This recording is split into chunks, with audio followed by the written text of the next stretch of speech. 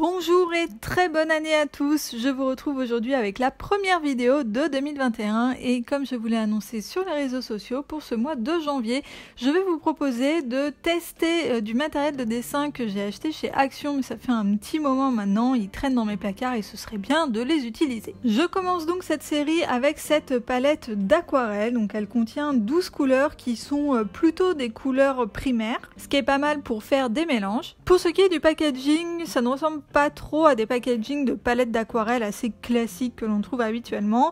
Là on a une boîte en métal qui est vert mint et puis c'est tout. En fait il n'y a pas de petits rabats pour faire les mélanges comme ce qu'on trouve d'habitude. Pour le papier j'utilise un bloc que j'ai acheté il y a assez longtemps sur AliExpress. Alors c'est pas du papier d'une qualité incroyable mais pour faire des essais ce sera largement suffisant. Et pour le pinceau, c'est un pinceau à réservoir d'eau que j'avais également acheté sur AliExpress en même temps que le bloc de papier, mais vous allez voir par la suite que c'est un échec total. Vous m'avez vu un petit peu plus tôt toucher les aquarelles sèches avant de rajouter de l'eau et elles ont un toucher un petit peu crayeux, un petit peu étrange quand même pour des aquarelles. Alors là vous me voyez galérer avec mon pinceau puisqu'en fait l'eau ne sort pas, elle ne sort pas du réservoir, il faut appuyer mais hyper fort et vraiment presser le stylo pour qu'il y ait une mini goutte qui sorte.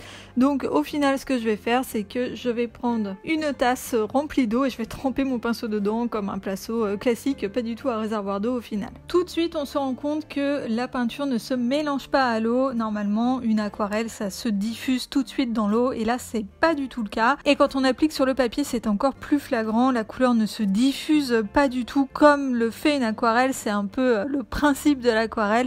Et là on n'a pas du tout cet effet là. J'essaye de faire des dégradés, j'essaye d'étirer un petit peu la peinture, voilà j'ai essayé plein de trucs mais honnêtement il n'y a rien qui marche, la peinture ne se diffuse pas et ça ne fait pas du tout des jolis dégradés. Ensuite j'essaye de fondre deux couleurs, donc là le rose avec le violet, c'était deux couleurs qui étaient assez proches et qui auraient pu faire un très joli dégradé mais là encore les couleurs ne se fondent pas du tout, ça fait pas du tout un dégradé. Et voilà, c'est juste deux couleurs qui sont côte à côte mais elles ne se fondent absolument pas. Ensuite je suis finalement allée chercher ma tasse d'eau en me disant que c'était peut-être le pinceau à réservoir d'eau, comme je n'arrive pas à sortir beaucoup d'eau, peut-être que le pinceau n'était pas assez mouillé, mais au final vous voyez que ça marche pas plus comme ça, j'ai beau rajouter de l'eau, la peinture ne se diffuse pas, on n'a pas du tout un joli effet d'aquarelle.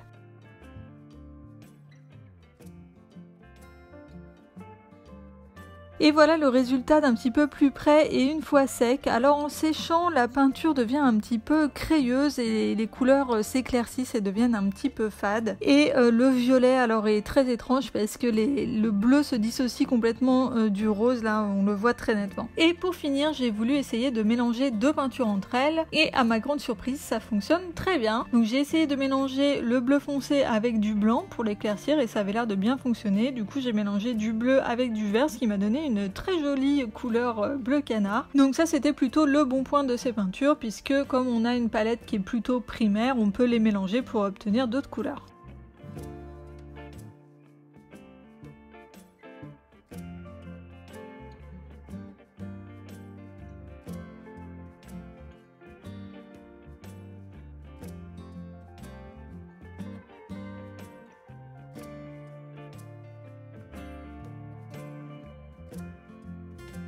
Ensuite j'ai réalisé un nuancier avec plusieurs dilutions mais malheureusement je pense que je ne vais pas garder cette palette. Je voulais l'utiliser dans mon bullet journal mais entre temps je l'ai utilisé dans la mise en place 2021 du bullet journal, vous avez peut-être vu la vidéo. Et au final quand la peinture sèche, donc non seulement elle devient crayeuse plus claire et voilà elle est du coup beaucoup moins jolie que dans le godet ou une fois qu'elle est appliquée mouillée, mais surtout elle devient un petit peu poudreuse et du coup on en a sur les doigts quand on passe les doigts dessus. Quand on tourne la page, ça se colle sur la page d'après et au final je ne peux rien en faire. Je ne vais pas avoir d'occasion de les utiliser donc je pense que je vais donner cette petite palette à mon neveu et ma nièce qui en feront certainement une meilleure utilisation que moi. Au final cette palette de peinture n'est pas du tout de l'aquarelle et c'est vraiment dommage d'avoir appelé ça aquarelle puisque les gens qui cherchaient de l'aquarelle comme moi ont acheté cette palette alors que les gens qui cherchaient de la peinture toute simple eh ben, ne l'ont pas acheté. Voilà, c'est tout pour ce test qui n'est pas très concluant, hein, vous l'avez compris.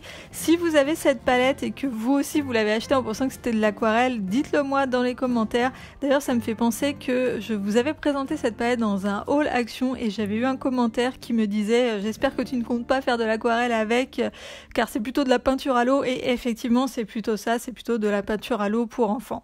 J'espère que cette vidéo vous a plu, si c'est le cas n'oubliez pas de me laisser un petit pouce en l'air et n'hésitez pas également à aller faire un tour sur ma chaîne et à vous abonner si jamais les vidéos vous plaisent et que vous voulez voir les prochains tests de matériel action. Et voilà, c'est tout pour moi pour aujourd'hui, je vous dis à très vite dans une prochaine vidéo. Bye bye.